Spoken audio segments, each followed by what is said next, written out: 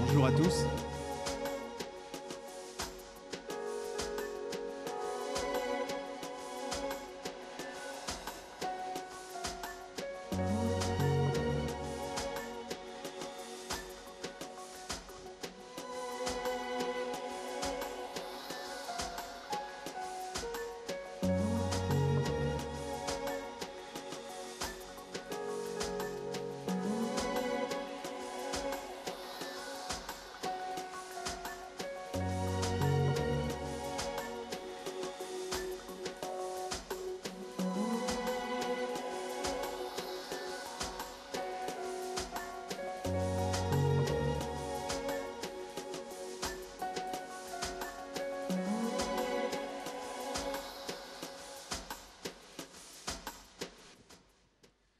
Bonjour à toutes et à tous et bienvenue à la Cité de la Réussite, bienvenue à la Sorbonne dans le grand amphithéâtre pour ce débat consacré, pour cette discussion consacrée aux nouvelles menaces terroristes. Le terrorisme, je pense que vous le savez, je vous apprends rien en vous disant ça, ce n'est pas une affaire récente, c'est une vieille histoire. Mais depuis 5 ans, depuis l'apparition de ce qu'on a appelé l'hyperterrorisme, nous avons tous un peu le sentiment que la menace a changé profondément de nature.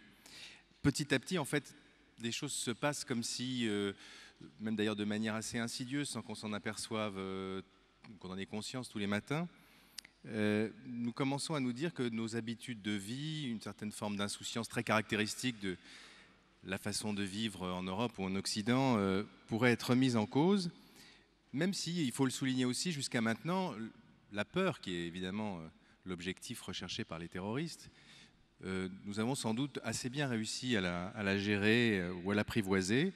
Il y a un certain nombre de tentations, enfin certains estiment qu'il faudrait éventuellement essayer de tenter une certaine forme d'apaisement avec les terroristes, sentiment d'autant plus renforcé parce que les mêmes ont parfois à juste titre ou à tort le sentiment que parfois la réponse policière, la réponse militaire nourrit davantage la menace et le terrorisme qu'elle ne participe à son combat. Alors voilà en gros les grandes lignes des questions que vous retrouverez posées par les étudiants du panel que vous connaissez bien maintenant puisque vous avez sans doute participé ou assisté à d'autres débats. Je reviendrai tout à l'heure sur le panel. Je voudrais introduire l'invité parce que je sais que vous allez être déçus. On l'a appris il y a quelques minutes seulement. Jean-Louis Bruguière nous a fait savoir qu'il avait un empêchement de force majeure. Il n'y a pas de samedi, il n'y a pas de dimanche quand on combat comme il le fait le terrorisme. Et donc, nous a-t-on dit, il est parti sur une opération. Et donc, je crains fort qu'il ne puisse pas nous rejoindre. Enfin, s'il pouvait le faire avec du retard, évidemment, on l'accueillerait. Mais je pense qu'il ne faut pas trop y compter.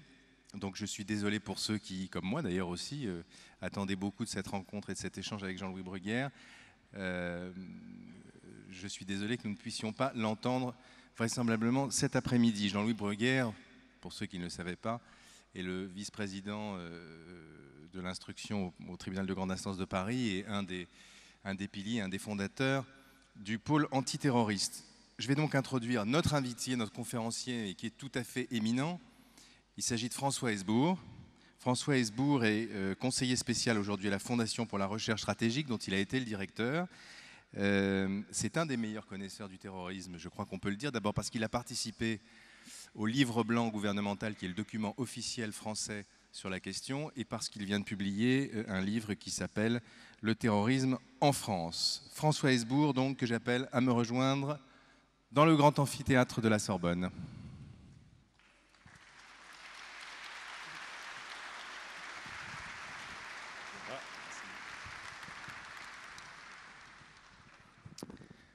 Bonjour François Hesbourg. Alors je le disais, donc vous allez devoir, mais je sais que vous le ferez comme vous en avez l'habitude, vous allez avoir la lourde responsabilité d'animer avec moi tout seul cette rencontre, hein, avec les étudiants que vous avez rencontrés tout à l'heure, avec qui vous avez discuté. Ce sont des étudiants du Centre de formation des journalistes, essentiellement, ils nous diront, ou d'autres, et École de commerce de Paris. Les mines de Paris, voilà. Ils ont préparé un certain nombre de questions qu'ils vont vous poser. Et puis évidemment, nous donnerons la parole abondamment à la salle. Alors évidemment, même si vous êtes pas seulement un analyste, mais aussi que vous avez participé à la rédaction de ce livre blanc, je le rappelle à nouveau, qui est le document officiel qui fait autorité sur cette question pour le gouvernement français. C'est vrai que ça aurait été passionnant de conjuguer un peu votre connaissance stratégique avec la connaissance du terrain de Jean-Louis Bruguière. Vous savez, je regrette d'autant plus sa présence que parfois les gens sont tentés de dire que je suis un peu pessimiste dans mes analyses. Et lorsque je suis avec le juge Bruguière, ils ne le disent pas parce que comme il est plus pessimiste que moi, je donne l'impression d'être quelqu'un de très optimiste. De sautillant, pratiquement. Bon. Eh bien écoutez, voilà, donc vous allez pouvoir intervenir sur cette question et nous faire part de votre optimisme. Non. Alors, nous avons connu, je le disais tout à l'heure, le terrorisme, hein, c'est pas nouveau, c'est une vieille histoire. On a connu depuis des siècles plusieurs formes de terrorisme et celle à laquelle on était le plus habitué, au fond, c'était toujours une forme de terrorisme associée à une revendication qu'il était possible au fond de satisfaire et d'ailleurs à laquelle un certain nombre de gens pouvaient facilement s'identifier ou au contraire que certaines personnes voulaient combattre. Hein. Alors bon, il y a eu l'ETA, l'IRA, pour citer des exemples proches, il y a eu l'OLP en Palestine, et puis plus proche de nous, il y a eu le FLNC, et même d'une certaine manière Action Directe. Aujourd'hui, c'est complètement différent. Oui, c'est complètement différent par rapport aux 20 ou 30 années précédentes, mais ce n'est pas particulièrement nouveau sur ce plan-là et dans un temps plus long.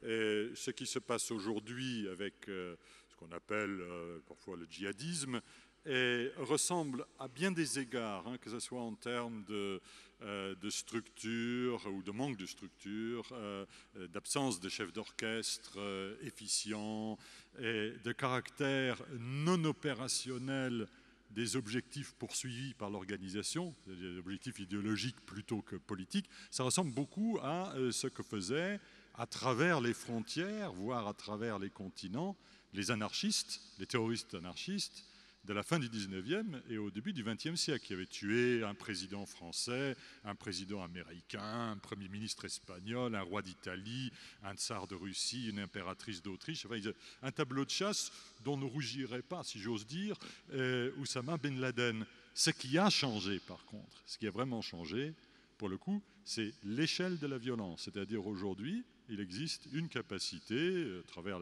la maîtrise des moyens technologiques modernes, de tuer des centaines, voire des milliers de personnes dans des opérations conduites par des groupes non étatiques. Ça n'était pas possible il y a un siècle. C'est ça la nouveauté. Est-ce que votre pessimisme vous conduit à penser, par exemple, que c'est une forme de terrorisme irréductible, alors qu'avec les autres formes de terrorisme, quelque part, on avait le sentiment qu'on pouvait en venir à bout, soit en satisfaisant une revendication, soit en éliminant les terroristes? C'est une question très difficile. Hein. Et, bien sûr, il y a des mouvements terroristes avec lesquels une transaction finit par pouvoir être réalisée à cause de la nature des objectifs de l'organisation. C'est ce qui s'est passé avec l'IRA en Irlande du Nord.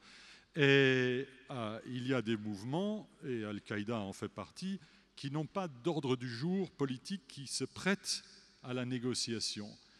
Et en même temps, et lorsque l'on regarde l'histoire du terrorisme, et je pense notamment encore aux anarchistes d'il y a un siècle, en fait, on ne sait pas très bien pourquoi cette vague terroriste, qui fut une vague très considérable, à laquelle, si j'ose dire, nous devons la première législation antiterroriste en France, puisque c'est au milieu des années 1890, après l'assassinat du président Sadi Carnot, et que furent adoptés les premiers éléments de législation d'exception dans ce domaine.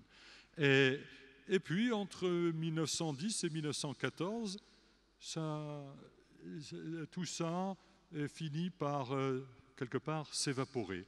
Et on essaie, bien sûr, il y a eu l'action policière qui fut vigoureuse, la coopération internationale qui avait été, au bout d'un certain temps, assez bonne, Mais de fait, on ne sait pas vraiment pourquoi ça s'est arrêté. Mais on sait qu'on a eu la Première Guerre mondiale. On sait qu'il y a eu la Première Guerre mondiale, qui, je le rappelle, est quand même partie sur un acte de terrorisme à Sarajevo. Oui, bien sûr. Alors, est-ce que c'est parfois, alors, c'est une question aussi qu'on se pose.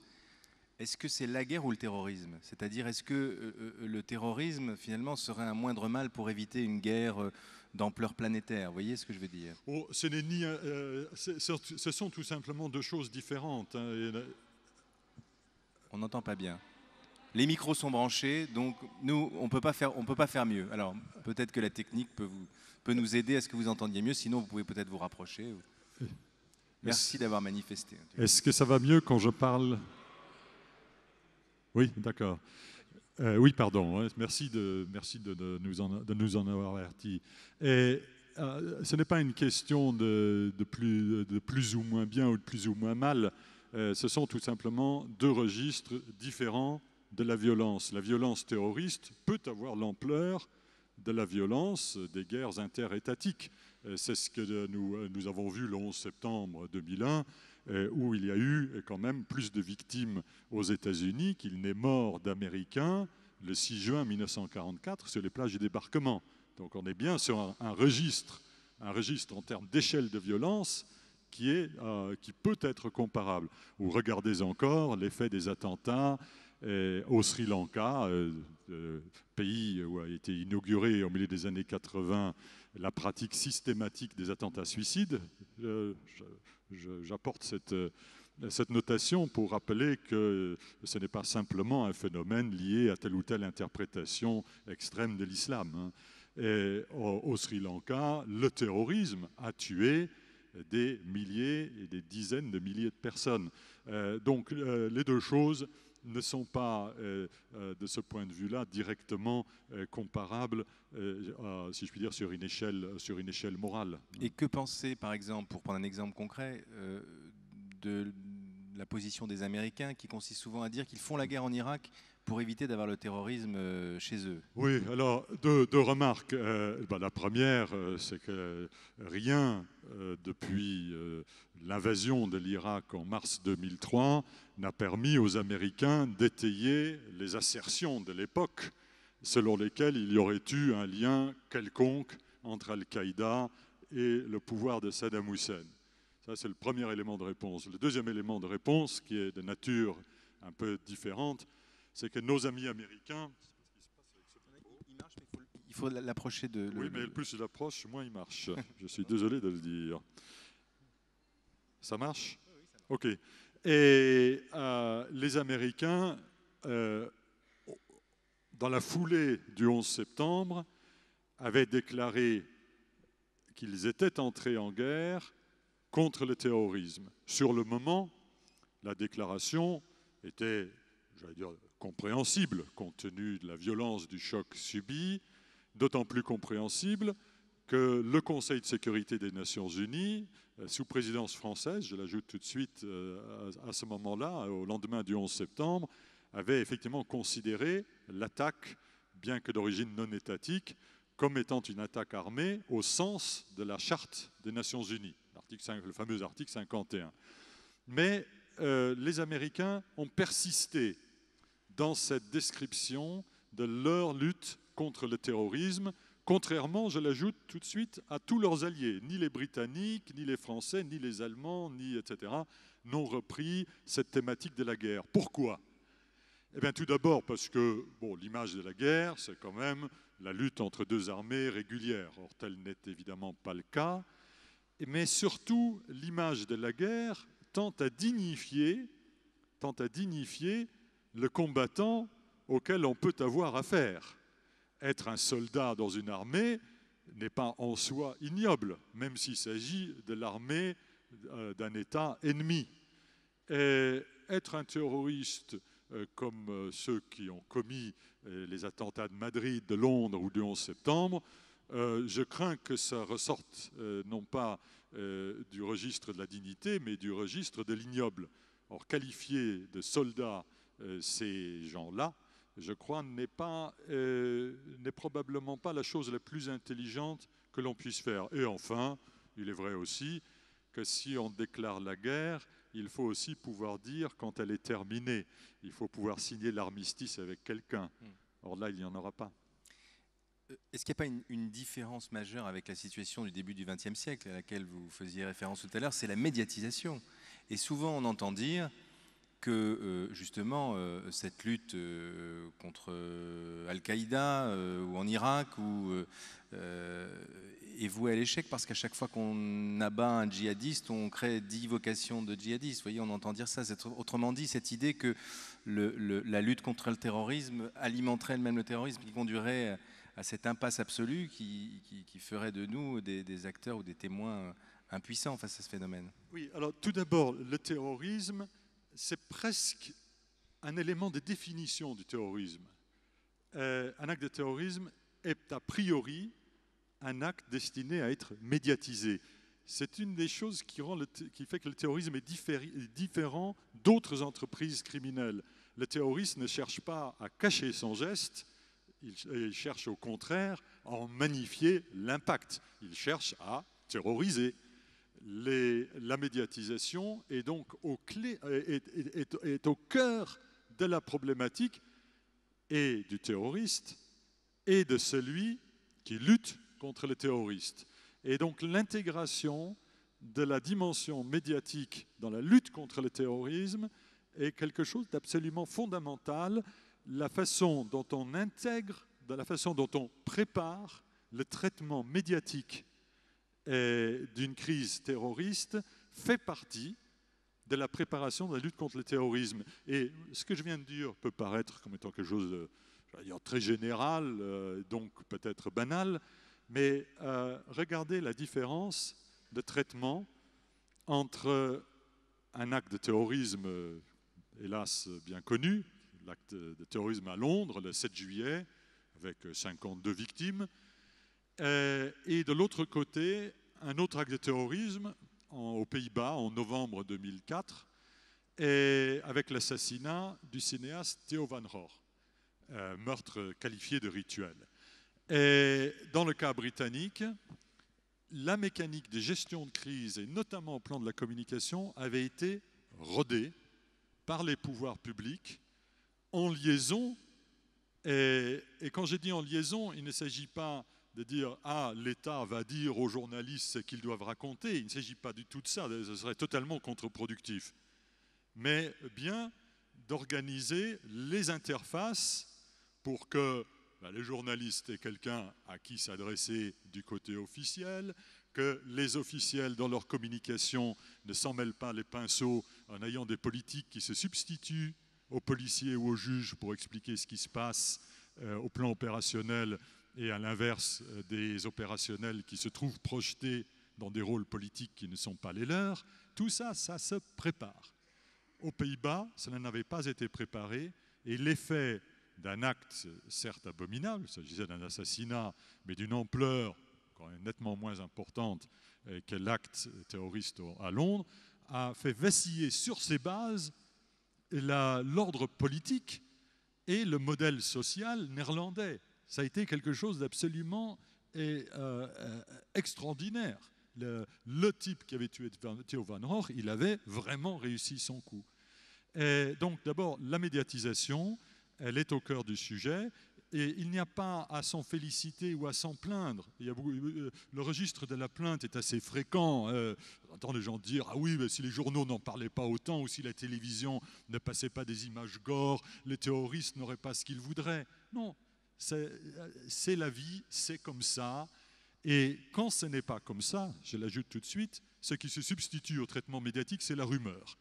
Et la rumeur, elle, peut avoir des effets encore plus dévastateurs que l'information, j'allais dire, honnête et de bonne aloi. Quant à la question que vous j'aimerais avez que vous me posée... disiez si nous sommes plus exposés. La question, au fond, pour la préciser, c'est est-ce que dans ce contexte de guerre contre le terrorisme, comme disent les Américains, essentiellement en Irak, mais aussi, il ne faut pas l'oublier, en Afghanistan, où ça se fait là, pour le coup, avec nous, c'est-à-dire avec nous les Français et d'autres alliés, est-ce que nous sommes, de fait de cette guerre, plus exposés, moins exposés, ou est-ce que c'est indifférent? C'est dans ce sens-là. Oui, je n'avais pas du tout compris votre question sous cet angle.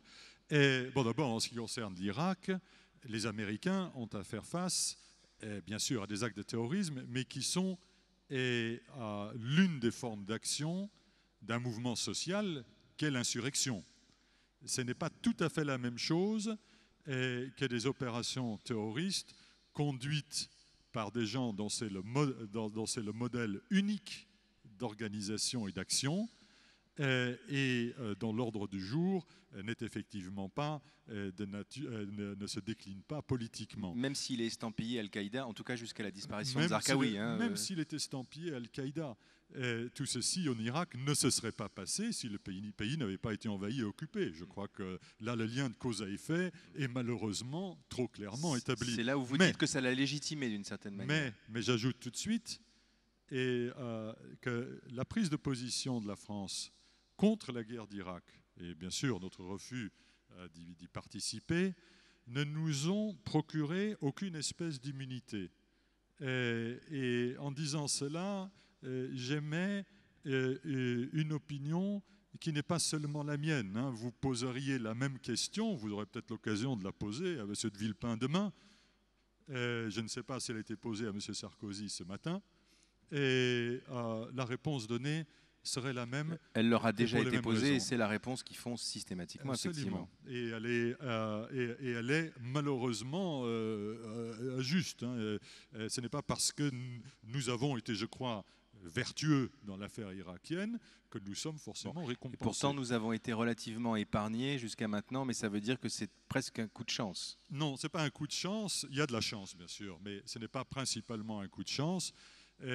On a bénéficié de deux facteurs. Le premier, ça a été l'efficacité réelle de nos services, qui ont été bons depuis 1998, c'est-à-dire depuis la Coupe du Monde au Stade de France, lorsqu'il y a eu les premières tentatives djihadistes, qu'on qualifierait de nos jours de djihadistes, jusqu'à nos jours. On estime à travers le livre blanc à 11 le nombre d'attentats qui ont été déjoués. Vous ajoutez à cela les déclarations relativement nombreuses et assez précises de Ben Laden et de Feu Zarqawi et de Zawahiri sur la France. Nous sommes clairement une cible. Les services ont pas mal travaillé. Et pourquoi est-ce qu'ils ont réussi là où d'autres ont échoué? En Espagne ou au Royaume-Uni. Bien sûr, le facteur chance a pu jouer. Mais nous avons aussi bénéficié d'un concours de circonstances qui n'était pas de notre fait, à savoir l'assez grande importance du terrorisme, non pas islamiste, parce que ce n'était pas, le vecteur idéologique n'était pas religieux, mais j'allais dire à référence moyen-orientale, du début des années 80, souvenez-vous de la rue de Rennes, 86, ou des attentats liés au GIA en 95-96 à Paris. Ça a eu pour effet, d'une part, bien sûr, amener nos services à accroître leur expertise. Ça, c'est toujours bon à prendre. Mais ça les a amenés aussi à mettre en place les mécanismes de partage de l'information et de coordination de l'action qui nous ont assez bien servi et qui ont, par exemple, cruellement manqué aux Américains dans les semaines et les mois qui ont précédé le 11 septembre. Et il y a une culture du partage. Il n'y a pas de guerre des polices en ce qui concerne la lutte antiterroriste. Je ne parlerai pas des autres domaines, mais dans celui-là, on a appris à la dure, dans la première moitié des années 80, qu'il ne fallait pas plaisanter avec ça. Et le deuxième facteur... Mais si Jean-Louis Bruguière était là, il nous raconterait ses conflits avec les Anglais pendant les années 90. J'en viens au deuxième facteur, la coopération internationale. Et oui, nous avons eu des différends, notamment avec nos amis britanniques, qui trouvaient, d'une part, qui étaient très mobilisés par le terrorisme des Lyras, qui a quand même tué 2400 personnes sur le territoire du Royaume-Uni en 30 ans. 2400 personnes, c'est pas mal. C'est 6 fois plus que le nombre total de toutes les victimes du terrorisme en France et de Français tués par le terrorisme à l'étranger sur la même période. Donc les Britanniques avaient quand même d'assez bonnes raisons de regarder peut-être un peu plus les Irlandais que de regarder les groupes algériens ou autres qui avait élu asile à Londres. Mais il n'empêche que le juge Bruguière a parfaitement raison de se plaindre de ce qu'était la politique britannique à l'époque, qui effectivement revenait à créer, dans la grande tradition de l'asile politique britannique, hein, Marx, Lénine, et ainsi de suite. Hein, on peut être politiquement très actif, et peut-être parfois actif d'autres façons au Royaume-Uni, d'une façon qui ne serait pas autorisée en France. Je ne sais pas qui a raison ou qui a tort, mais c'est ainsi.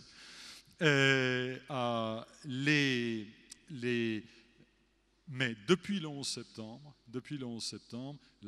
et avant le 11 septembre déjà, la coopération internationale a été un élément clé dans le démontage de certains des attentats les plus importants et, si j'ose dire, les plus mûrs qui menaçaient le territoire national. Deux exemples. Le marché de Noël de Strasbourg, Noël 2000, qui a été déjoué notamment grâce à l'aide des services allemands. Je vous rappelle, pour celles et ceux qui l'auraient oublié, que c'est une affaire qui, si elle avait abouti, aurait provoqué un carnage abominable, hommes, femmes et enfants confondus, dans ce qui est un des grands événements publics dans la capitale alsacienne aux approches de Noël. Des dizaines ou des centaines de morts, des centaines ou des milliers de blessés. Autre attentat, l'attentat de l'ambassade contre l'ambassade des États-Unis à Paris, automne 2001. Là, des services européens, d'États voisins, je pense notamment aux Belges, ont joué un rôle important dans le démontage d'une opération qui, elle aussi, était assez mûre. Hein. On n'était pas très loin de l'exécution. Oui, on peut ajouter aussi, même si ce n'était pas des actes terroristes prévus pour avoir lieu sur le territoire français, le fameux complot déjoué cet été, et puis auparavant également la tentative d'attentat contre un vol transatlantique, etc. Bon, ça veut dire qu'il y a eu un certain nombre de succès dus aussi à la coopération internationale. Est-ce que ça signifie, selon vous, que c'est la seule réponse et que vous rejetez a priori toute forme de projection de nos forces ou des forces de nos alliés au large? Oui, alors l'Afghanistan, parce que c'est une autre façon de dire Afghanistan. Parce que pour l'instant, les résultats en Afghanistan, bon, ils ne sont pas brillants. Non, attention. La situation en Afghanistan aujourd'hui n'est pas brillante. Les résultats de ce que nous avons fait en Afghanistan à l'automne 2001 et à l'hiver 2001-2002 ont été remarquables. Et à l'époque, qu'est-ce qui s'est passé? Le Conseil de sécurité, à l'unanimité, donne un blanc-seing pour que la riposte soit apportée, renversement des talibans et chasse à Al-Qaïda en Afghanistan, principalement par les Américains. Mais la France y a, dans la mesure de ses moyens, participé. Il y a toujours je crois, c'est de l'ordre de 200 soldats du commandement des opérations spéciales qui travaillent sous contrôle opérationnel américain, je dis bien américain, dans le sud de l'Afghanistan, aux confins de ce pays et du Pakistan. Et littéralement en train de chasser le caïdiste. Qu'est-ce qui a été obtenu? Deux choses. D'abord, et cela peut paraître un petit peu curieux, mais les archives d'Al-Qaïda. On a ramassé les archives à Kaboul, à Kandahar, et ces archives elles-mêmes, non seulement, bien sûr, ont permis de connaître d'une façon plus fine l'état des réseaux et les modes opératoires, mais elles ont permis de déjouer en aval un certain nombre d'attentats. Je pense notamment à ce qui devait être le 11 septembre asiatique à Singapour, où les djihadistes étaient dans la phase préliminaire du rassemblement de 21 tonnes d'explosifs dans 7 cibles différentes à Singapour. Ça aurait été très impressionnant. Et là, les archives ont aidé. La deuxième chose, et c'est la plus importante, est Al-Qaïda a cessé de bénéficier d'un environnement stable, sécure, dans lequel il pouvait déployer ses fonctions de direction générale. Et monter une opération comme celle du 11 septembre, c'est un très gros travail d'état-major, ça suppose quand même de l'organisation. Ça, Al-Qaïda ne l'a plus. Ça ne veut pas dire qu'Al-Qaïda soit devenu moins dangereux, mais pour le coup, Al-Qaïda ressemble davantage à une collection de groupes opérant chacun pour son compte sur la base d'un référentiel commun, d'où le parallèle avec les anarchistes, mais il n'y a plus, semble-t-il, de fonction de direction générale pourtant, réellement opérationnelle. Ça, c'est ce qui a été pourtant, François réalisé. Hesbourg, on a le sentiment que le travail n'a pas été jusqu'au bout et que, en tout cas, le temps joue pour les talibans et pour Al-Qaïda, puisque bon, ils sont en train de revenir. Voilà, on a l'impression que nous sommes un peu lassés trop vite. Vous connaissez le dicton des talibans, lorsqu'ils voient un occidental, ils lui disent « Oui, vous avez la montre, mais nous avons le temps ». Donc ce que vous dites est quelque chose qui est partagé certainement par un certain nombre des acteurs du cru. Mais ce n'est pas le plus important. Le plus important, c'est d'empêcher Al-Qaïda de se stabiliser, de reprendre la capacité de faire ce qu'il a fait le 11 septembre. L'Afghanistan a été, depuis des siècles, un pays extraordinairement peu gouverné, avec une diversité de seigneurs de la guerre, de gens plus ou moins sympathiques. S'y ajoutent depuis une quinzaine d'années les problèmes liés à la drogue. Là où nous faisons, à mon sens, fausse route, quand je dis nous, c'est l'Alliance Atlantique, hein, ce n'est pas spécifiquement la France, nous disons que nous allons créer un État, rebâtir une nation, mettre au pas les seigneurs de la guerre, tout ça avec 40 000 soldats. Les soviétiques ont essayé ça avec 110 000 soldats, certes ils étaient plus brutaux que les nôtres, mais quand même, la notion que l'on puisse arriver à faire ça, je n'y crois pas. Et d'une certaine façon, je préférerais que l'on s'en tienne au registre sur lequel nous avons opéré en 2002, en 2003, c'est-à-dire des soldats, genre commandement des opérations spéciales, qui font la chasse à Bin Laden et à ses affidés. Ça, c'est important. Il faut quand même essayer de parler vulgairement, de coxer des gens de cet acabit. Mais à partir du principe que l'on va pouvoir transformer l'Afghanistan en une démocratie modèle ou pas modèle, c'est aussi prétentieux que les rêves des néoconservateurs américains lorsqu'ils sont allés à l'assaut de l'Irak. Alors aujourd'hui, c'est une des données de ce terrorisme aussi, j'ai parlé tout à l'heure de la médiatisation, il y a aussi la mondialisation qui fait que quand un chef d'Al-Qaïda, comme récemment Ahmad Zawahiri, le numéro 2 de l'organisation, qui est considéré comme tel, peut-être est-il devenu d'ailleurs le numéro 1 si Ben Laden est mort, mais ça, bon, on y reviendra peut-être tout à l'heure. Enfin, il fait une déclaration pour dire que la France doit être considérée comme une des cibles principales. Il en appelle au GSPC, les groupes salafistes pour la prédication et le combat, qui sont des groupes algériens, dont on avait l'impression qu'ils étaient un peu en sommeil. Et du coup, on est déjà dans la terreur, c'est-à-dire qu'on est dans la peur, qu'une déclaration pareille peut inspirer. Mais la question qu'on peut se poser derrière, c'est quelle est la part de bluff? Est-ce que ces groupes, et c'est là à nouveau peut-être, mais Jean-Louis Bruguière aurait pu nous aider aussi à comprendre ça, est-ce que ces groupes, parce qu'il les a beaucoup combattus, est-ce que ces groupes sont en mesure de reconstituer aujourd'hui des réseaux qui pourraient par exemple lancer un attentat ou des attentats comme ceux de Londres en juillet 2005? La réponse courte, c'est oui, parce que pour organiser un attentat, non pas comme celui du 11 septembre, qui encore une fois requérait un travail d'état-major extrêmement lourd, je dis bien de travail d'état-major, je ne parle pas de finance ou de logistique, hein. Mais pour monter un attentat comme celui de Madrid ou comme celui de Londres, il n'y a pas besoin de centaines de personnes. Quelques individus à quelques dizaines de personnes y suffisent. Donc même si les GSPC étaient dans les cordes, pour peu que les types qui constituent son noyau central, pour peu que ces types soient entre guillemets sérieux en tant qu'acteurs du terrorisme, oui, ils pourraient représenter une telle menace. La seule chose qui me rassure dans cette affaire, c'est que les coups soient télégraphiés. Et pour une affaire comme Strasbourg, que j'évoquais tout à l'heure, le coup n'était pas télégraphié. Et dans la fameuse fatwa de 1998 de Bin Laden qui déclarait la guerre aux Juifs et aux croisés, il ne précisait pas si ce seraient les Danois plutôt que les Français ou les Français plutôt que les Britanniques.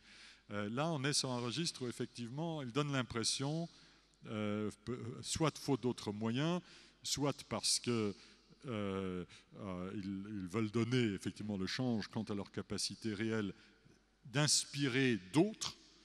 Là, pour le coup, ils sont précis et ils télégraphient leur coup. Le World Trade Center était télégraphié aussi. Hein.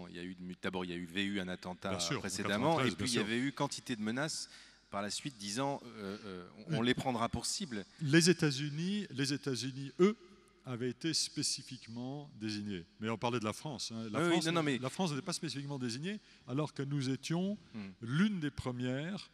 Et j'allais dire une des principales. Je veux dire, le fait d'être désigné ne met pas à l'abri, c'est-à-dire qu'à partir du moment où on ne connaît pas le jour et l'heure... tout à fait. C'est bien pour ça que je réponds malheureusement par la positive à votre question. L'année dernière a été démontée, pendant l'été 2005, ont été démontées des prémices d'attentats. Je crois que c'est comme ça qu'on peut parler de la chose. Contre, semble-t-il, le métro aérien, et on a parlé aussi à l'époque du siège de la DST, là, il y avait des adhérences clairement d'origine algérienne, donc j'allais dire du type salafiste / GSPC. Donc vous pensez que, de la même manière que nous avons eu dans les années 90, là, au moment des attentats du GIA, on a eu des cellules qui étaient homemade, hein, des cellules, on se souvient de Khaled Kelkal, hein, nourries en France. Ce qui s'est passé à Londres en juillet 2005 aurait pu se passer en France et pourrait se passer en France. Oui. C'est-à-dire un acte, parce qu'on parle beaucoup évidemment du 11 septembre, mais quelque part, il y a quelque chose de beaucoup plus préoccupant dans les attentats de Londres, je ne sais pas ce que vous en pensez, le fait que ce soit des jeunes Britanniques qui aient décidé de se faire sauter parmi leurs concitoyens. Vous avez tout à fait raison. Et Madrid, Londres, mais d'autres exemples non aboutis ou pas aboutis sur le territoire des pays concernés, en Belgique et en France. Je m'explique. Dans le cas de Madrid et de Londres, une bonne partie des acteurs étaient des jeunes bien intégrés dans leur société d'accueil, économiquement, socialement et assez souvent familialement bien intégrés, ne posaient pas de problème apparent particulier. Dans le cas britannique, circonstances aggravantes, et un certain nombre de personnes ayant des profils, puisque le mot profil est souvent employé, hélas, j'allais dire, dans la lutte contre le terrorisme, avec des profils qui ressemblaient à celui de Colin Powell, hein, des Jamaïcains. La Jamaïque, ce n'est pas un pays réputé être un foyer de radicalisme islamique. Hein. Ce n'est pas tout à fait l'histoire ou la culture de cette île des Caraïbes. Or, sur les 12 kamikazes britanniques recensés, au cours des dernières années, soit aboutis, soit pris avant de pouvoir commettre leur acte. Sur les 12, il y en a 2 qui sont d'origine jamaïcaine. Parmi les types qui ont été arrêtés à la mi-août en Angleterre, au moins un était, pour parler un langage qui m'écorche la bouche, un anglais de souche, tout ce qu'il y avait de plus, j'allais dire, un profil n'ayant rigoureusement rien à voir ni de près ni de loin à l'immigration. Je disais la Belgique et la France, dans les cellules d'exfiltration de jeunes vers l'Irak, vers la terre du djihad en Irak, on est tombé sur des convertis. En Belgique, la première femme kamikaze en Irak a été une Belge, flamande, pur chocolat, si j'ose dire.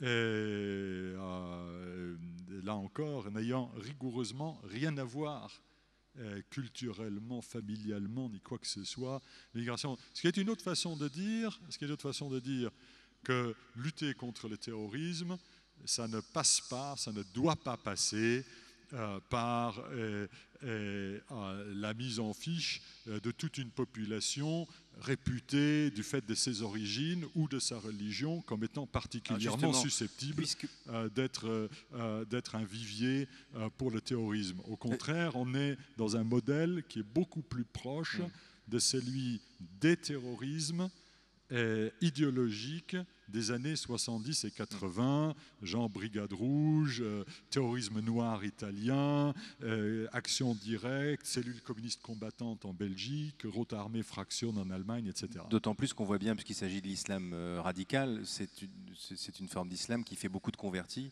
Donc c'est difficile de faire la chasse aux faciès. Justement, puisque vous parlez de ça, qu'est-ce que vous pensez de cette affaire des bagagistes de Roissy, qui est quand même assez embarrassante, parce qu'elle semble désigner une population en raison de la religion qu'elle pratique, de son aspect vestimentaire. Il y a eu ce livre de Philippe de Villiers qui a fait couler beaucoup d'encre il y a quelques mois.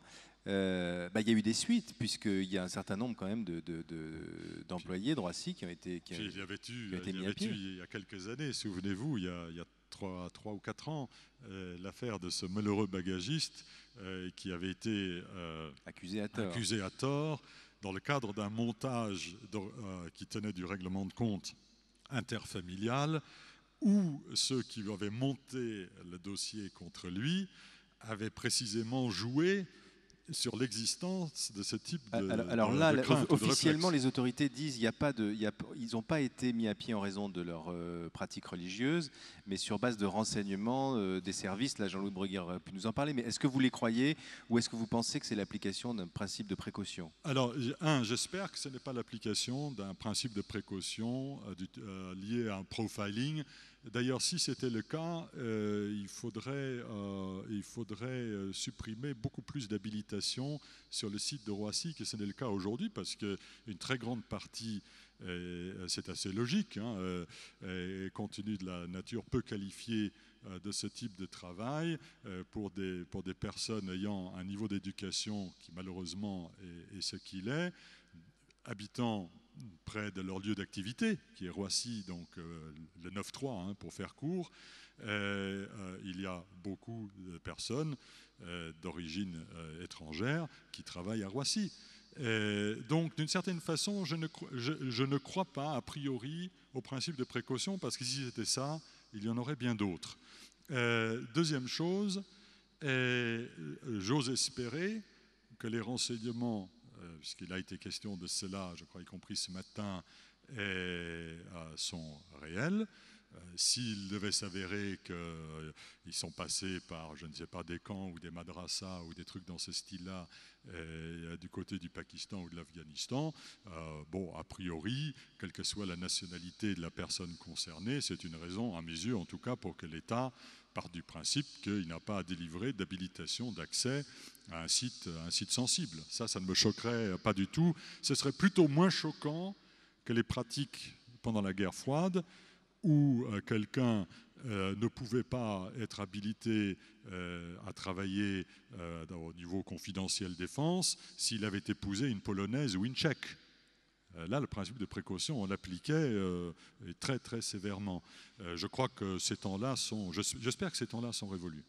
Alors, François Hesbourg, il y a les acteurs de la menace, on en a beaucoup parlé, puis il y a aussi la nature de la menace. Et là, j'aurais voulu qu'on parle, mais on en parlera peut-être tout à l'heure avec les questions de la salle ou les questions du panel, évidemment du nucléaire, de la menace nucléaire. Est-ce que vous pensez probable l'utilisation d'une bombe sale? Il y a eu un procès il y a quelques jours à Londres d'un Britannique, là aussi, qui a affirmé qu'il avait préparé un attentat de ce type-là. Bon, et puis il y a l'Iran, etc. Bon, on va revenir là-dessus, mais je ne veux pas qu'il se passe trop de temps avant que le panel vous pose des questions.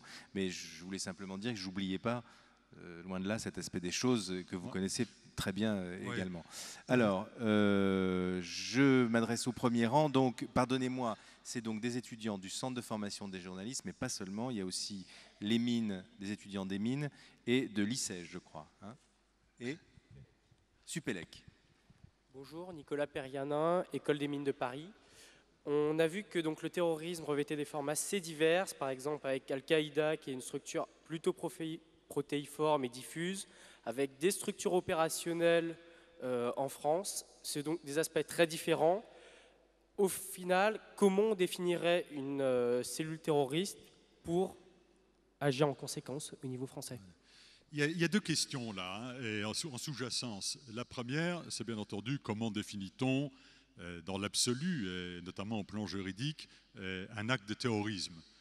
Là, pour ce qui concerne la France, on a la définition qui a été agréée, ce qu'on appelle la décision cadre de juillet 2002 de l'Union européenne, c'est-à-dire les 25 pays membres de l'Union européenne ont une définition qui est longue, mais précise et suffisamment détaillée pour servir de base à l'introduction dans le droit national de chacun des États membres.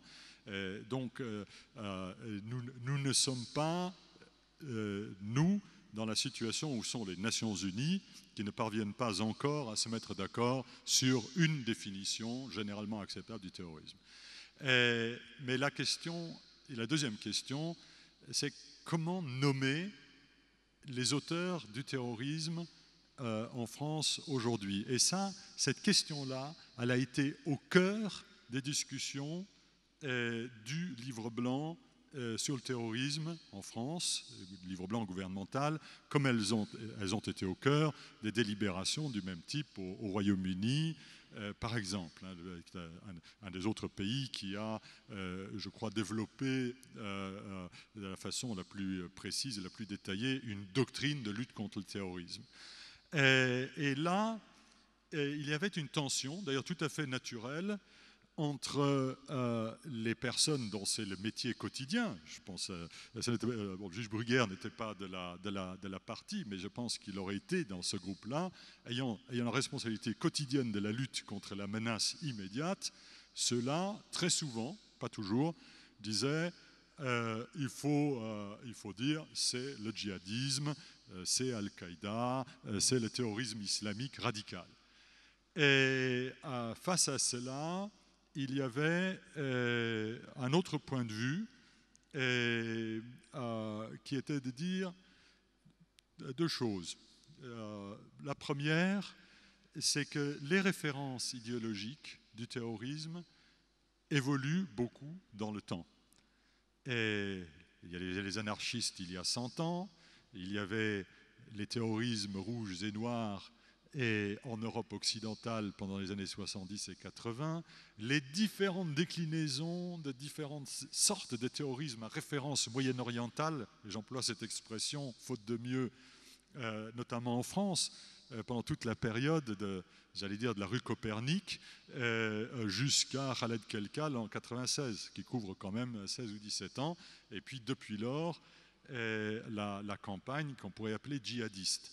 Mais ça, c'est une autre façon de dire que si on veut avoir une lutte antiterroriste qui tienne la route dans la durée, alors il faut s'organiser dans la durée face à ce type de défi, il vaut mieux pas se rendre prisonnier d'une référence idéologique spécifique.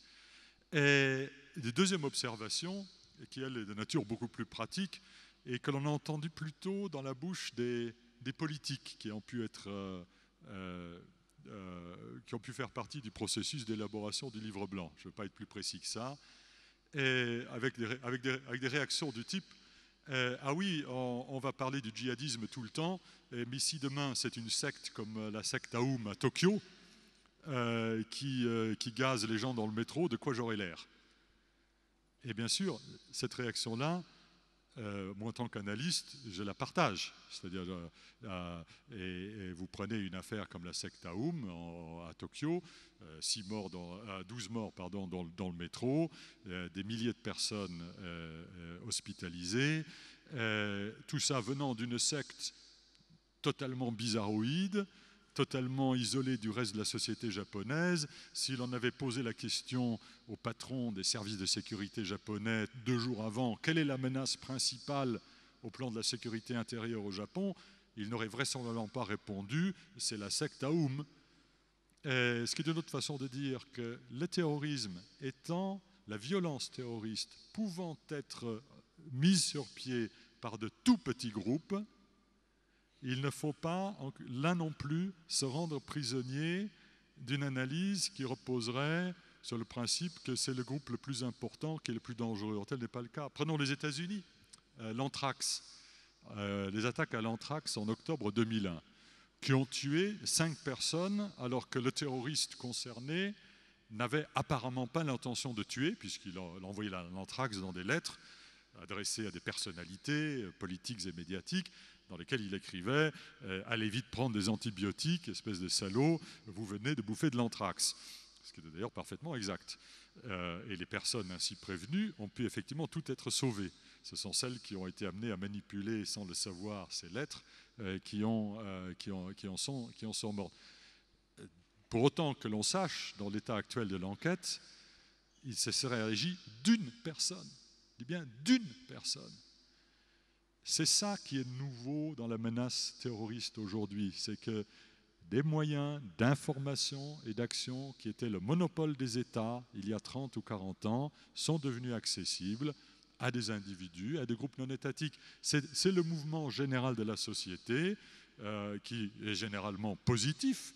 Le fait que chacun, derrière son ordinateur, puisse, grâce à Internet, accéder à une masse de renseignements utiles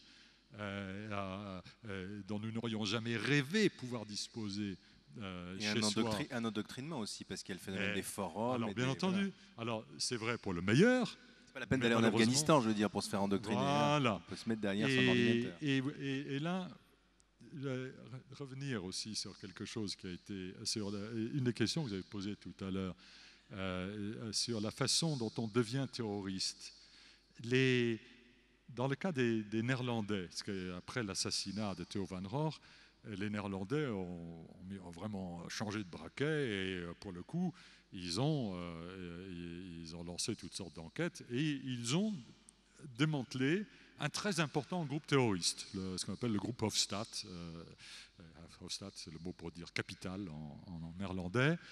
Et les jeunes qui étaient là-dedans, parce qu'en général il s'agit de jeunes, sont effectivement endoctrinés non plus au Pakistan ou en Afghanistan ou en Irak, et ils sont endoctrinés dans la cybersphère à travers Internet, vivant au demeurant généralement de façon très séparée par rapport à leurs voisins engagés soit dans des luttes sociales, soit dans des activités éventuellement criminelles, mais pas de nature terroriste. C'est-à-dire le terroriste cherche à vivre, entre guillemets, tranquillement. Il cherche à vivre hors des vues, tant qu'il n'a pas commis son acte, hors des vues de ceux qui pourraient démonter son entreprise. Ceci, Dieu merci, rend difficile et rare la rencontre entre des problèmes très réels, frustration, d'intégration, discrimination que subissent beaucoup de nos concitoyens dans tous les États européens, et les groupes d'inspiration terroriste. Cette convergence-là, pour l'instant, elle est très faible. Et j'espère qu'il en continuera d'en être ainsi. Est-ce que vous avez justement, je rebondis sur ce que vous disiez, vous avez parlé tout à l'heure de l'attentat, l'assassinat de Theo van Gogh, qui était une cible symbolique, et probablement un assassinat organisé par une personne aussi, ou par un tout petit groupe de personnes. On pourrait parler aussi plus récemment ici des menaces contre Robert Redeker, qui ont été proférées, on vient de s'en apercevoir, par un individu, mais qui pouvaient être parfaitement dangereuses et qui pouvaient être suivies des faits. Est-ce que vous avez l'impression qu'à part le 11 septembre, qui était un acte d'hyperterrorisme avec des milliers de victimes, qu'on va en revenir à des cibles plus symboliques? Les cibles symboliques sont effectivement plus faciles à traiter, pour utiliser un euphémisme épouvantable, et à la manière précisément des anarchistes il y a 100 ans. Dans le cas des Pays-Bas, vous avez tout à fait raison de rappeler qu'il s'agissait bien d'un individu avec un effet contre-intuitif.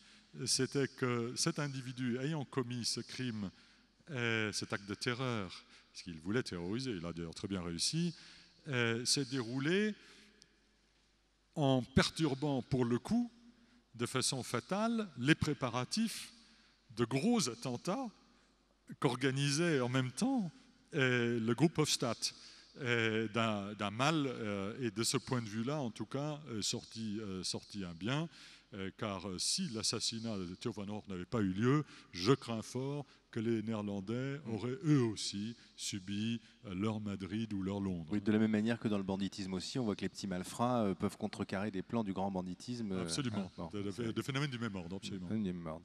Est-ce qu'il y a d'autres questions? Oui, toujours au premier rang. Oui, alors bonjour, Jean-Baptiste Paquel de l'école Supélec. Alors vous venez d'expliquer qu'il ne fallait pas se cantonner à une idéologie particulière, à une motivation idéologique particulière, mais aujourd'hui, on peut quand même dire qu'en tout cas médiatiquement parlant, le terrorisme qui se réclame d'un islamisme a un monopole total du terrorisme. On entend très peu parler du FLNC, de l'ETA, d'ailleurs vous pourrez en reparler. Mais est-ce que vous ne pensez pas que justement, en analysant les causes profondes de ce terrorisme islamisme, on peut arriver à faire quelque chose? C'est-à-dire que, enfin, par exemple, je pensais au financement de systèmes éducatifs dans certains pays ou à des opérations comme ça qui seraient menées par la communauté internationale. Oui, deux observations. La première, qui m'est inspirée par ce que vous disiez sur ETA ou sur la FLNC, l'un des effets est, je ne sais pas si on peut dire qu'il était inattendu, mais qui en tout cas n'avait pas été à ma connaissance prévu, de l'attentat de Madrid avec ses 191 morts. Cet attentat a provoqué une telle réaction dans la population espagnole que pour le coup, l'ETA s'est comporté dans les mois suivants comme s'il était lui-même bridé par rapport à ces modes d'action traditionnels, craignant sans doute des réactions de révulsion et des autorités et de la population espagnole, décuplées par la réaction aux attentats du 11 mars. Deuxième chose, alors les causes profondes et les causes amont, c'est-à-dire pas tout à fait la même chose. Hein. L'amont d'abord, le financement. Bon, parce qu'il faut attaquer sur tous les fronts à la fois, parce que chacun veut montrer qu'il est utile, sinon indispensable. Et on a mis en place toutes sortes d'usines à gaz pour contrôler le système bancaire international et bien sûr, très souvent à bon escient, lutter contre le blanchiment de l'argent mafieux et l'argent de la drogue, que sais-je, mais aussi pour lutter contre le financement du terrorisme. Et malheureusement, le coût des opérations de terrorisme est du type 11 septembre, de l'ordre de 200 000 $, et Madrid de l'ordre de 10 000 €, à Londres encore moins. Trouver ça dans le système bancaire international, d'autant plus que les transactions dans le cas du 11 septembre étaient légitimes, c'est-à-dire les cartes de crédit étaient de vraies cartes de crédit au nom de vraies personnes avec des identités parfaitement, j'allais dire, normales, c'est-à-dire et passant par les circuits normaux. Donc, en tout état de cause, indétectable. Donc, la possibilité que l'on puisse réellement démonter un attentat à travers ces mesures-là, comme dirait l'autre, il vaut mieux pas s'arrêter de respirer en attendant que ça arrive. Par contre, et je mets un bémol ici à ce que je viens de dire un peu brutalement, la barrière financière et technologique pour accéder à des moyens de destruction massive dédiés. Vous évoquiez il y a quelques instants nucléaire, biologique, chimique. Ces barrières-là sont quand même plus élevées que pour les moyens explosifs, entre guillemets, traditionnels. Et des efforts particuliers, mais j'allais dire partant du renseignement plutôt que partant d'une mise en tutelle de l'ensemble du système bancaire mondial, des efforts particuliers doivent être faits et sont d'ailleurs faits en la matière. Là, on a une chance, on a sans doute une chance d'arriver à bloquer des entreprises, alors là pour le coup en plus particulièrement néfastes.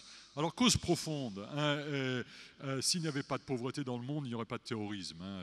Ce discours-là, on l'a beaucoup entendu, notamment, ce qui peut surprendre un petit peu, on l'a peut-être un peu oublié, dans la bouche du président Bush au sommet de l'ONU contre la pauvreté à Monterrey au début de 2002. Très beau discours de Bush sur le thème. Oui, il faut vraiment réduire l'écart entre les riches et les pauvres, lutter contre la pauvreté. Enfin, il y avait tout y était. Hein, c'était magnifique. Et il avait donné à tout ça une accroche sécuritaire qui était, oui d'ailleurs il faut qu'on fasse ça parce que ça permet de lutter contre le terrorisme. Dans tous les travaux qui ont été faits, notamment en liaison avec les Nations Unies, et très peu de corrélation entre la pauvreté et le terrorisme. Le terrorisme africain, il existera peut-être un jour, mais si c'était la pauvreté qui provoquait le terrorisme, comme dirait l'autre, les types qui ont détourné les avions le 11 septembre n'auraient vraisemblablement pas été d'origine saoudienne ou émirati. C'est un autre genre de... Ce sont à toute évidence d'autres motivations et d'autres explications. Alors bien sûr, il y a aussi les explications de type plus faut politique. Pas confondre peut-être le fait de dire qu'on agit au nom des pauvres et la pauvreté comme phénomène. C'est deux choses différentes. Oui, mais Al-Qaïda ne le fait pas d'ailleurs. Al-Qaïda ne prétend pas agir au nom des pauvres. Il prétend agir contre les opprimés. Il prétend agir contre pour les opprimés, victimes des croisés et des juifs. Mais alors là, pour le coup, les références sont l'islam écrasé par l'Occident, ce qui correspond bien sûr à un récit qui a des bases historiques réelles hein, depuis le temps des croisades. Mais là aussi, bien que ce soit un récit réel, s'appuyant sur des faits historiques qui pour beaucoup d'entre eux sont également réels, il faut faire attention de ne pas aller trop vite à la conclusion. Par exemple, beaucoup de gens disent, et ils n'ont pas en soi tort, ils disent l'affaire israélo-palestinienne, le conflit, ça c'est terrible, il faudrait régler ça, ça permettrait de lutter contre le terrorisme. Alors bien sûr, il faut essayer de rétablir le processus de paix entre les Israéliens et les Palestiniens. Deux, ça ferait certainement beaucoup de bien en termes de démotivation de l'une des sources d'inspiration de recrutement d'actions terroristes dans le monde, ça sûrement. Mais il n'en reste pas moins que Al-Qaïda s'est bâti, a acquis de l'expérience, a monté ses premiers gros attentats pendant une époque où il n'y avait pas d'intifada. La première était terminée, il y avait eu les accords d'Oslo, il y avait eu une période de quelques années pendant laquelle il y avait très peu d'attentats, où les Israéliens et les Palestiniens vivaient apparemment en tout cas, en relativement bonne intelligence. La deuxième intifada n'avait pas commencé. Donc, dire qu'il faut et il suffit que, ben oui, il faut, mais malheureusement, je crains que cela ne suffise pas. Justifier telle ou telle entreprise, que ce soit la lutte contre la pauvreté ou la lutte pour la paix entre Israéliens et Palestiniens, il n'y a pas besoin d'amener le terrorisme là-dedans pour justifier ces actions. S'agissant d'Al-Qaïda, la question du Cachemire a peut-être été beaucoup plus importante au départ que la question palestinienne d'ailleurs. Ça ne veut pas dire qu'on peut faire le même raisonnement, c'est-à-dire qu'une fois réglée la question du Cachemire, je ne sais pas dans quel sens d'ailleurs, on serait débarrassé d'Al-Qaïda. Alors, vous avez tout à fait raison, et là, on retombe dans une situation qui est mutatis mutandis. Je dois faire attention de ne pas pousser l'analogie trop loin, des situations qui, si je puis dire, est plus proche de la situation irakienne ou de l'analogie irakienne que, mettons, du terrorisme madrilène ou londonien. Au Cachemire, il y a un vrai problème politique avec une vraie insurrection, avec une vraie contre-insurrection, et le terrorisme est un des modes d'action de certains des insurgés.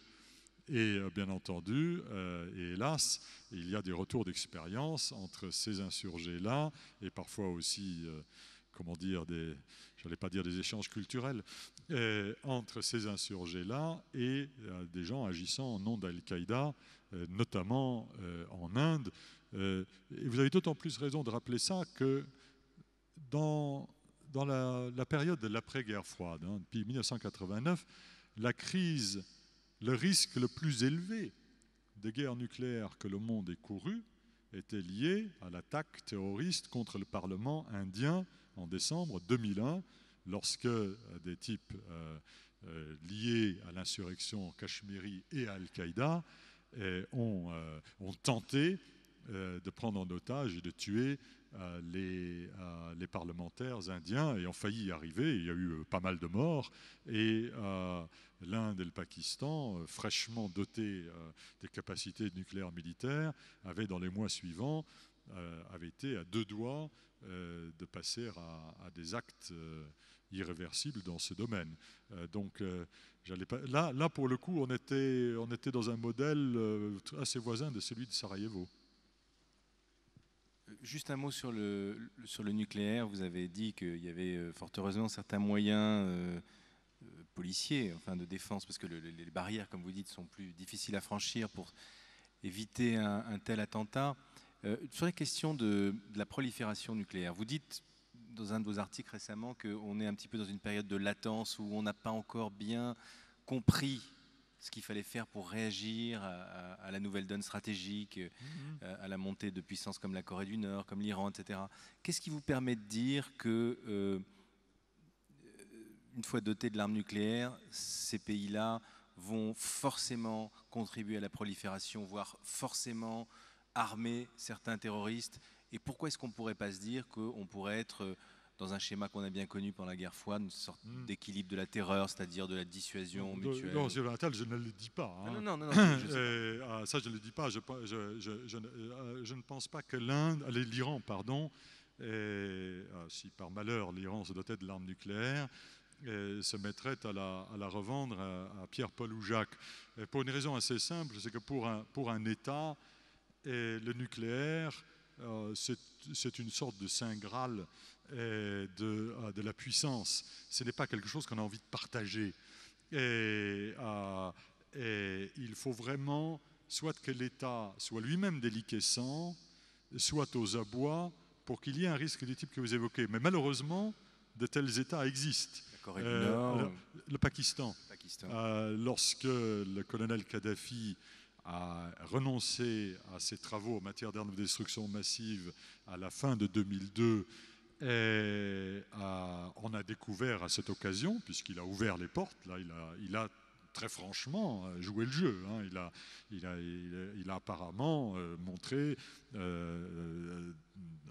a en tout cas montré toutes sortes de choses fort intéressantes, notamment ce que lui avait vendu le père de la bombe pakistanaise, qui s'appelle le docteur A.Q. Khan, héros national au Pakistan, et pour 500 millions de dollars. Pour 500 millions de dollars, Kadhafi avait acheté les spécifications des centrifugeuses, des échantillons de centrifugeuses et un plan précis d'armes nucléaires d'origine chinoise. Voilà ce que vous pouvez avoir pour 500 millions de dollars, mais cela renvoie à ce que nous disions tout à l'heure sur la barrière.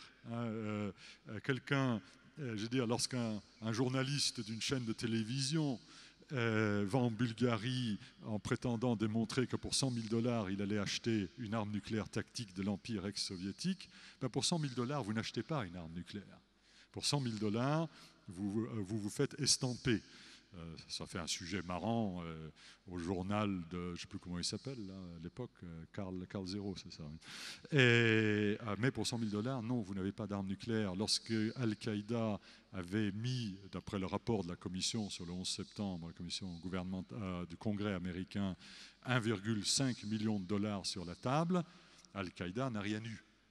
Parce que pour jouer dans cette cour-là, il faut de beaucoup plus gros moyens. Mais encore une fois, il y a des vendeurs potentiels dans des configurations très particulières. Pakistan, on ose espérer que dans le cas du Pakistan, c'est fini. Le cas échéant, la Corée du Nord. L'Iran, la prolifération y est dangereuse pour d'autres raisons, liées à la volatilité, à l'instabilité du Moyen-Orient. C'est autre chose, ça. Oui, allez, une autre question, puis après je vous donnerai peut-être la parole à la salle.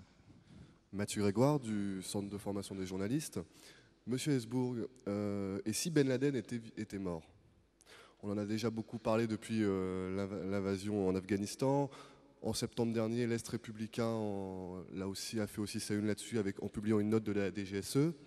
démentis depuis par M. Douste-Blazy, comme par les services secrets saoudiens.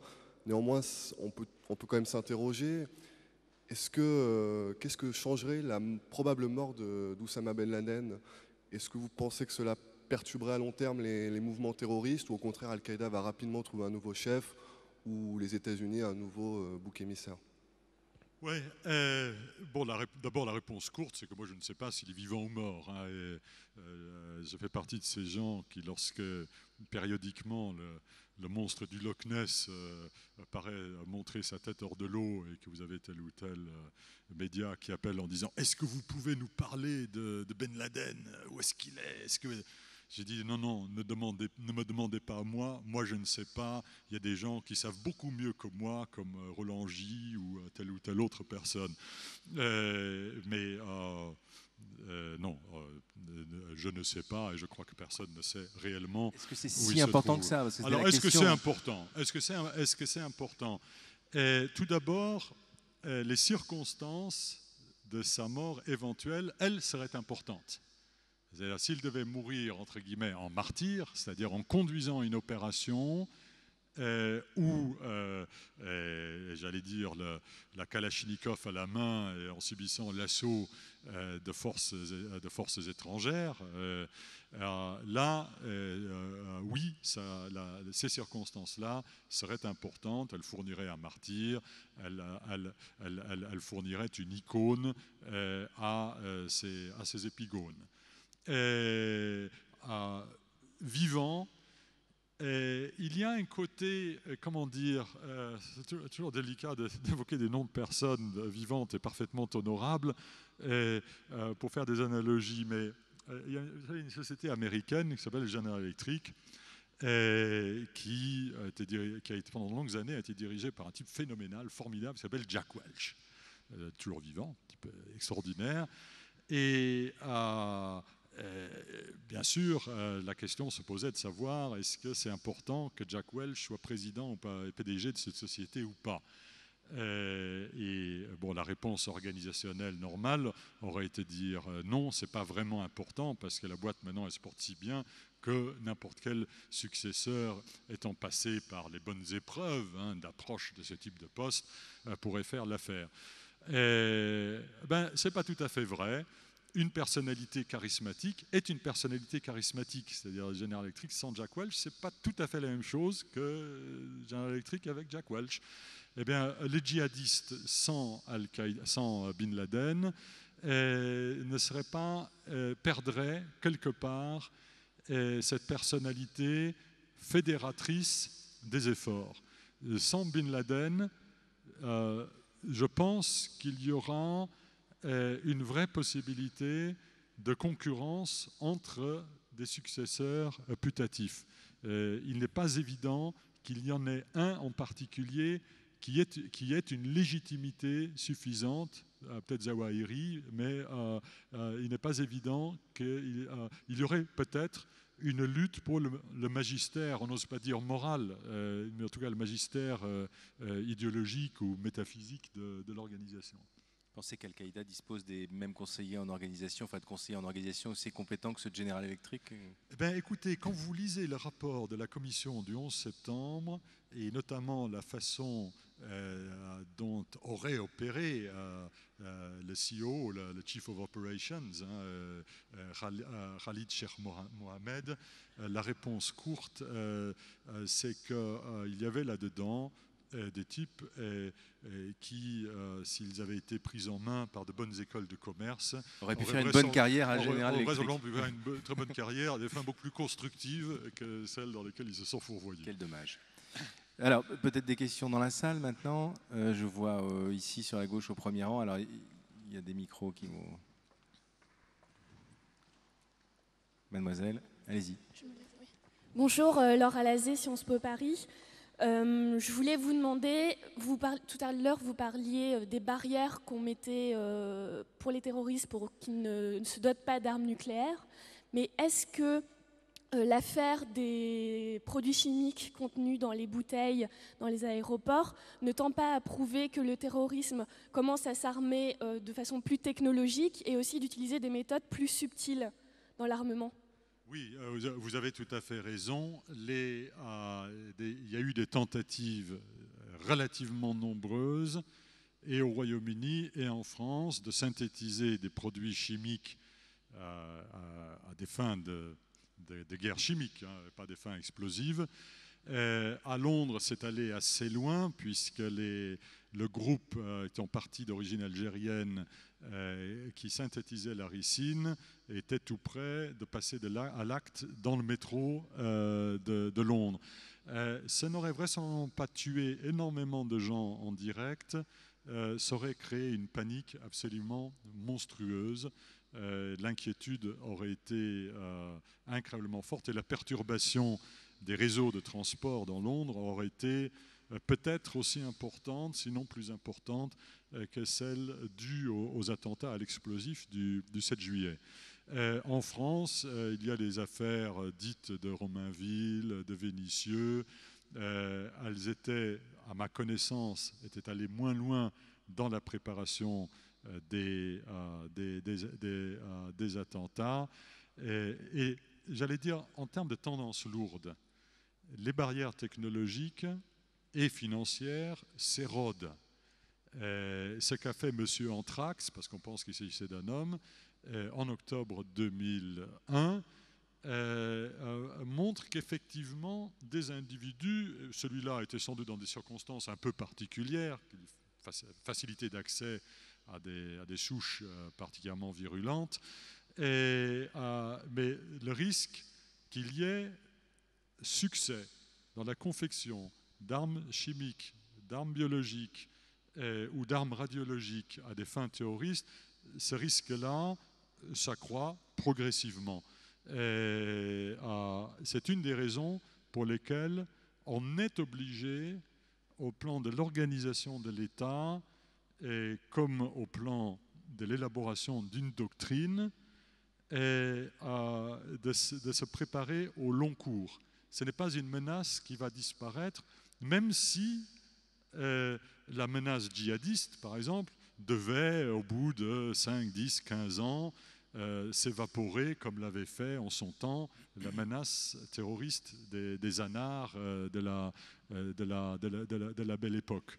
Nos sociétés doivent savoir et doivent s'organiser en conséquence que le niveau de violence accessible à de petits groupes de gens animés par des motivations fanatiques, hein, il n'y a pas d'autre mot, que ce risque-là est croissant. Tout simplement, quand même, pour raison gardée, pas non plus foutre la trouille, plus que de raison. Si c'était aussi simple qu'on le dit dans certains romans, ça aurait déjà été fait depuis longtemps. Lorsque vous lisez un roman extraordinaire, d'ailleurs palpitant, comme Le 4e cavalier de Collins et Lapierre, qui date de 79, armes nucléaires entreposées dans un sous-sol à Manhattan, ça fait 28 ans. Ça ne veut pas dire que ça n'arrivera jamais. Ça veut simplement dire que ce n'est pas tout à fait aussi simple. Il faut aussi parfois se poser la question de savoir pourquoi des choses relativement simples n'ont pas été utilisées par des terroristes. Je pense par exemple aux armes radiologiques. En parlant comme je le fais, je ne dévoile aucun secret. Des sources radiologiques utilisées à des fins hospitalières ou alimentaires ou ainsi de suite. Il en existe beaucoup dans nos sociétés. En dérober n'est pas quelque chose d'extraordinairement difficile. Les terroristes le savent, comme tout le monde qui surfe sur le net, qui s'intéresse au sujet. C'est j'allais dire, le b.a.-ba du problème. Et pourtant, il n'y a pas eu d'attentat abouti utilisant ce genre de sources. Alors pourquoi? Et peut-être parce que le terroriste n'a pas une idée suffisamment claire de l'effet réel que produirait son arme, en partie faute de précédent. Lorsque un terroriste prépare un attentat au plastique ou à un attentat avec des explosifs fabriqués à domicile, comme les Anglais à Londres le 7 juillet 2005, il a une assez bonne connaissance de l'effet que produira son attentat. Il sait et il peut pratiquement écrire la manchette du journal du lendemain. Avec l'arme radiologique, il ne sait pas vraiment. Et dans l'incertitude, quelque part, peut-être préfère-t-il la certitude d'un moyen moins innovant, mais dont les effets sont plus facilement calculables. C'est peut-être, je ne sais pas si c'est la raison, mais en l'absence de cette raison, j'ai beaucoup de mal à m'expliquer l'absence d'attentats radiologiques. Les Tchétchènes, par exemple, avaient en 1996 déposé sur le banc d'un parc à Moscou une source radiologique puissante, c'est du césium-137, en avertissant les services de sécurité russes, en leur disant « Attention, voilà, nous vous démontrons ce que nous savons faire ». À bon entendeur, salut. C'est-à-dire c'était une gesticulation, au sens qu'on donne à ce terme en stratégie, une gesticulation du groupe tchétchène en question, mais non suivi d'un attentat, utilisant ce type de moyens alors qu'il disposait de ce type de moyens. Donc les choses ne sont pas tout à fait aussi simples ni aussi linéaires. Ce qui prouve qu'il y a, qu'on le croit parfois, au moins chez les Tchétchènes, une certaine forme de retenue. Non, c'est pas de la retenue, parce que lorsqu'ils ont fait les opérations abominables dans le théâtre de Moscou ou des choses dans ce type-là, mais ils n'ont pas franchi la barrière du non conventionnel. Ils n'ont pas franchi la barrière du non conventionnel, mais sans doute pas par esprit humanitaire, parce que dans le théâtre de Moscou, les personnes qui avaient leur ceinture d'explosifs auraient tué de l'ordre de 200 personnes. À Beslan, il y avait quand même 300 mômes, et ainsi de suite. Mais, tout simplement, ils n'avaient probablement pas une vision suffisamment claire de l'effet que produirait le franchissement. Et des conséquences. Les conséquences n'étaient pas aussi prévisibles. Quand vous mettez 20 kilos d'explosifs dans une salle comme celle-ci, vous savez ce que ça produit. Vous mettez une arme radiologique, oui, on peut décrire quels seraient en théorie les effets, mais en fait, comme ça n'a jamais été fait, le terroriste n'a pas la même certitude quant à la façon dont sera écrite la manchette le lendemain dans le journal. Alors on va changer de côté. Monsieur, voilà, en bleu.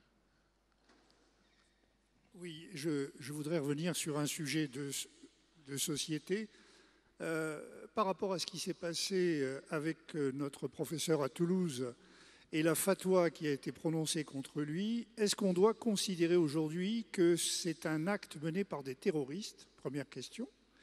Est-ce que ça explique, deuxième question, le silence des autorités, ou en tout cas l'action très silencieuse des autorités?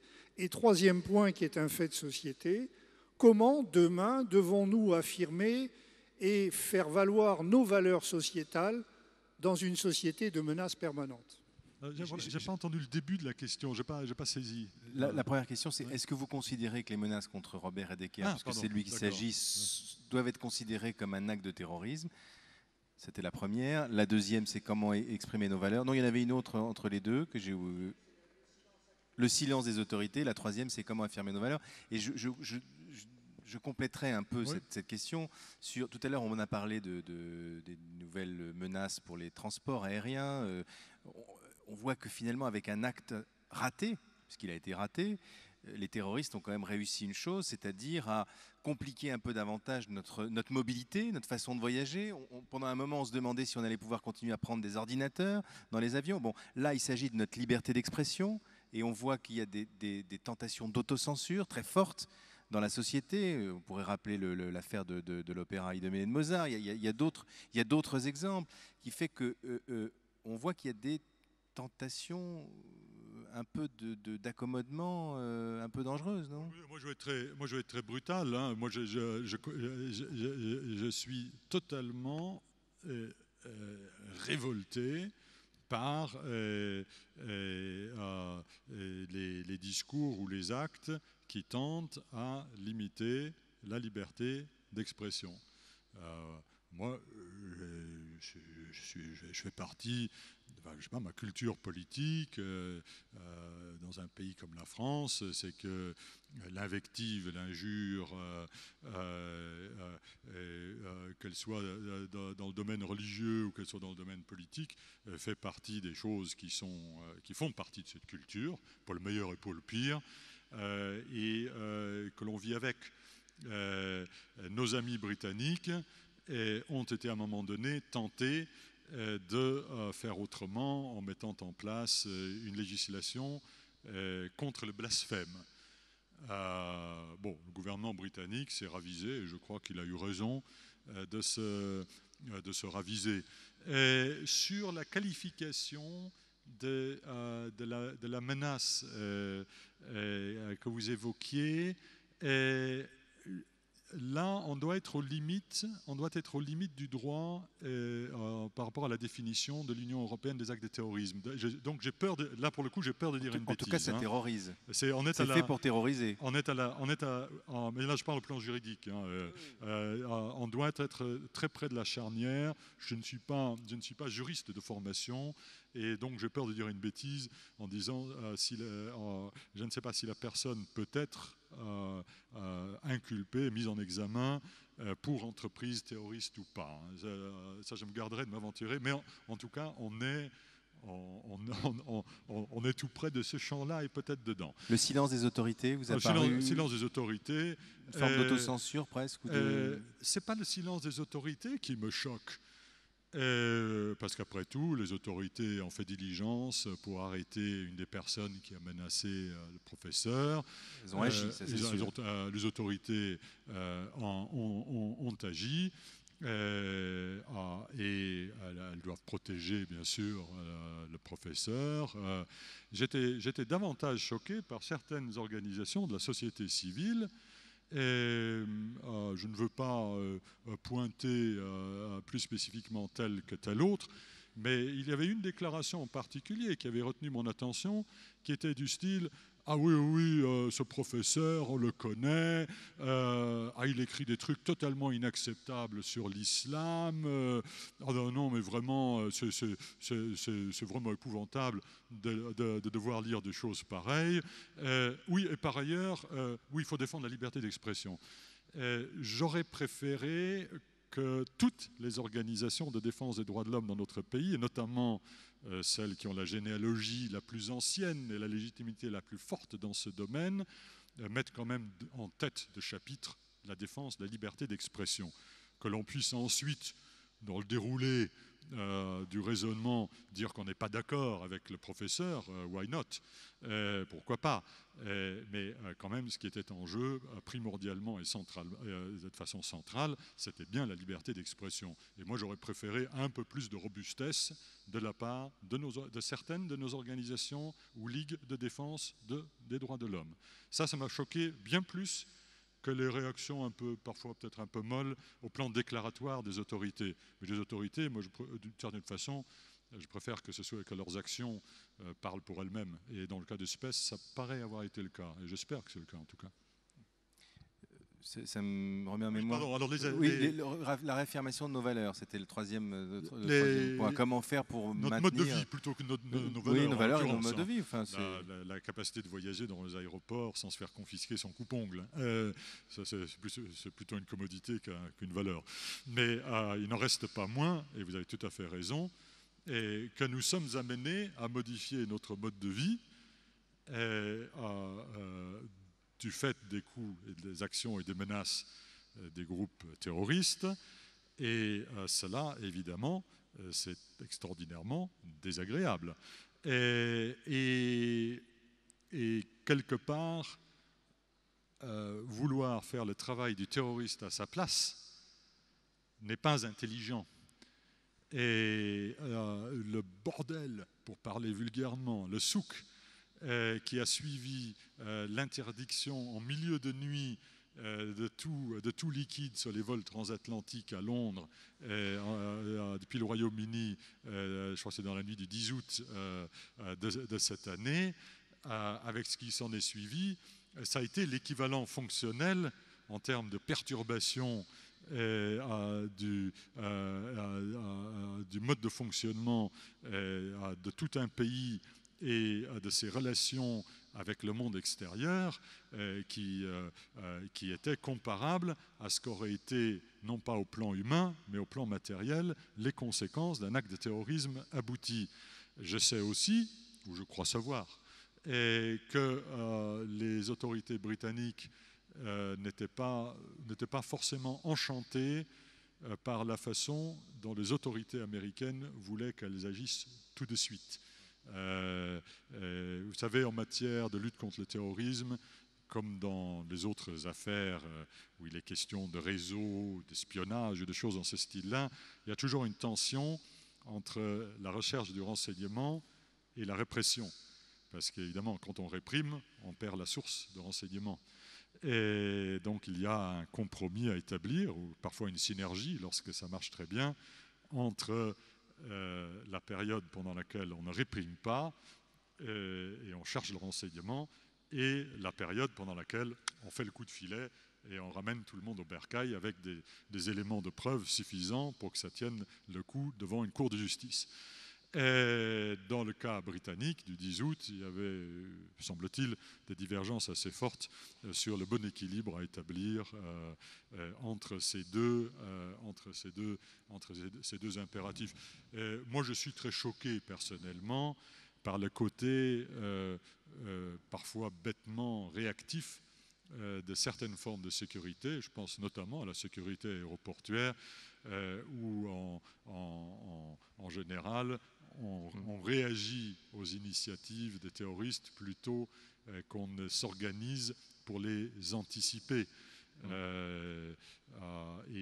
je ne suis pas sûr, vu le bilan de la sécurité aéroportuaire depuis 30 ans, parce que les premiers portiques, moi je suis suffisamment vieux pour avoir connu l'époque où on pouvait prendre l'avion sans passer par un portique. Dans mon souvenir, les premiers portiques ont été mis en place après les premiers détournements palestiniens à la fin des années 60. La fin des années 60. Le bilan dissuasif et matériel de cette sécurité pour un coût monstrueux en termes de coût d'opportunité comme en coût humain et financier me paraît peut-être pas le meilleur exemple de la façon d'assurer la sécurité dans nos pays. Ça n'a pas empêché le 11 septembre, ça n'a pas empêché le détournement à main nue d'un avion de la Turkish Airlines l'autre jour, parce qu'évidemment la meilleure façon de faire un détournement de nos jours, c'est de monter dans un avion sans armes, parce que comme ça vous n'êtes pas pris. C'est peut-être plus la détermination et l'organisation qui a dissuadé les amateurs de détournement d'avion de continuer ce genre d'exploit que les portiques ou la sécurité qui étaient mis. C'est ça que vous voulez dire?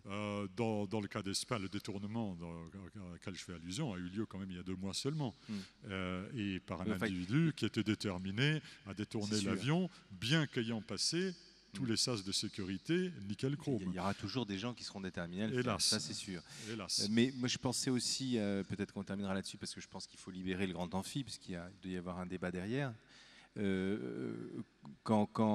moins qu'on m'autorise à continuer, ça je ne sais pas, je le ferai volontiers, hein. Moi j'ai pas de train à prendre, il n'y a aucun problème. Mais je pensais, à partir de ce que disait monsieur, à ce que disait Salman Rushdie, un journal anglais la semaine dernière. Salman Rushdie c'était la première fatwa il y a 20 ans. Absolument. Et il disait la semaine dernière, aujourd'hui nous vivons tous sous une fatwa. C'est dire quel est ce risque qui pèse sur notre liberté d'expression pour chacun d'entre nous, c'est-à-dire le risque de s'auto-limiter, de s'auto-censurer au fond. Il faut refuser l'autocensure, il faut assurer la protection et le refus de la discrimination à l'égard des populations qui sont mises en situation de vulnérabilité par des terroristes qui prétendent se prévaloir de leurs croyances. Et dans le livre blanc gouvernemental, vous aurez vu, pour ceux ou celles qui ont eu l'occasion de le lire, il y a un petit développement sur ce que doivent être les objectifs du gouvernement, quel qu'il soit, en cas de crise terroriste. L'objectif n'est pas de susciter une réponse cohérente de la majorité de la population. Pour cela, il n'y aura jamais de difficulté. trouver une majorité de gens après un acte abominable pour adopter des trucs style Guantanamo ou Patriot Act, ça, vous n'aurez jamais aucun mal. Le vrai défi, c'est de faire en sorte que les populations qui sont vulnérabilisées par les actes comme celui de l'assassin de Theo Van Gogh ou les types du 7 juillet 2005 à Londres, c'est-à-dire les populations qui sont réputées pratiquer la même religion que celle dont se prévalent les terroristes, c'est cette population-là qu'il faut dans un premier temps, je dis bien, protéger et coopter, c'est-à-dire qu'elle fasse bien partie de la communauté nationale. C'est ce que le 7 juillet, les Britanniques avaient assez bien réussi. Je crois qu'ils ont peut-être moins bien réussi dans la suite des opérations, mais sur le moment, ça a été remarquable. Dans le cas des Pays-Bas, ça a été le contraire. C'est-à-dire sur le moment, il y a eu une espèce de mouvement, j'allais dire de menace de la société, entre guillemets, de souche, contre les personnes d'origine étrangère vivant aux Pays-Bas. C'est cela qu'il faut éviter si on veut précisément empêcher que se fasse la convergence entre des personnes ayant des griefs naturels et légitimes, des personnes qui subissent tous les jours la discrimination dans notre société. Et c'est une réalité, c'est ce que vit un rebeu sur le marché du travail ou du logement.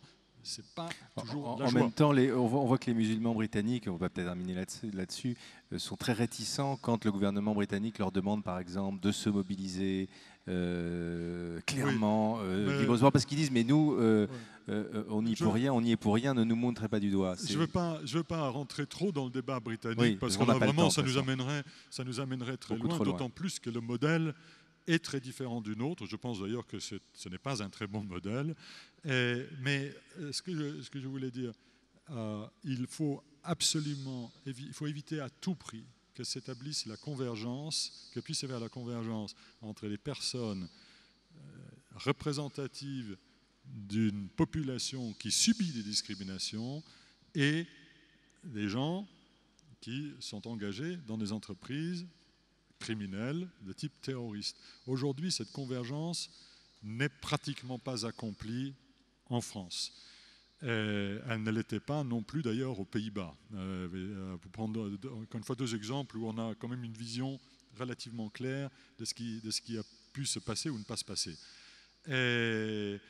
Mais s'il devait y avoir, par malheur, un attentat du type Madrid ou Londres, ou a fortiori du type 11 septembre dans notre pays, comment réagirions-nous? Quelle serait la réaction non seulement des pouvoirs publics, mais de la population en général et des différentes parties de la population? Nous ne le savons pas, j'allais dire fort heureusement, nous ne le savons pas. Mais comme nous savons que ce genre de choses risque d'arriver, il faut s'y préparer, s'organiser en termes doctrinaux, en termes politiques, en termes d'organisation de l'État, bien sûr, mais aussi des autres acteurs, société civile, ou système secours civil, sanitaire, et ainsi de suite. Et on n'est plus à l'époque où le terrorisme et la lutte contre le terrorisme, c'était principalement l'affaire des services de police. C'est plus l'époque de la bande à Bono, ça c'est fini. Maintenant, on est dans des registres où le terrorisme menace la cohésion du corps social. C'est ce qui s'est passé aux Pays-Bas, c'est ce qui a failli arriver et qui peut encore arriver au Royaume-Uni, et c'est ce qui pourrait arriver chez nous. Il vaut mieux y réfléchir et il vaut mieux avoir préparé en amont les mesures correspondantes. Merci beaucoup François Hesbourg. Je suis désolé, je sais qu'il y a encore... Merci.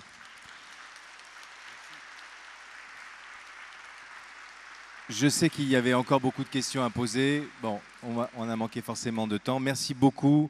Vous avez parfaitement tenu votre rôle. Je savais que vous le feriez malgré l'absence de Jean-Louis Bruguière. Merci François Hesbourg. Et bonne fin de cité à tous et bonne soirée.